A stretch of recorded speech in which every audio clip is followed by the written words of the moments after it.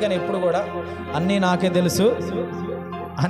తెలుసు అని ఎప్పుడు కూడా అనుకోకూడదు. ప్రభువు దగ్గర ఇంకా నేను తెలుసుకోవాలి, భక్తి జీవితంలో ఇంకా తెలుసుకోవాలి, ఈ ఆత్మీయ జీవితంలో ఇంకా ఎదగాలి, ఈ యథార్థమైన జీవితంలో ఇంకా మునుముందుకు సాగాలి అన్న ఆలోచనలో అడుగులు ముందుకు వేయాలి. ప్రియమైన దేవుడు, అడుగులు ముందుకు వేయాలి.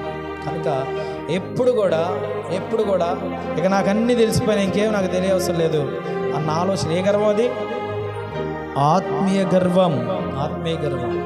అందుకనే బైబిల్ సెలవిస్తుంది, వినటానికి వేగిరపడాలంట. చెప్పటానికి ఏమో కానీ వినటానికి వేగిరపడాలంట. చాలా జాగ్రత్తగా, చాలా ఆసక్తి కలిగి వినాలి. మా పాస్టర్ గారు ఏం చెప్పారమ్మా ఈ రోజున అంటే ఏం చెప్పాలి? చెప్పాడయ్యా, బాగా చెప్పాడయ్యా, సూపర్ చెప్పాడయ్యా. అదే ఏం చెప్పాడమ్మా? బాగా చెప్పాడయ్యా, స్తోత్రం చెప్పయ్యా.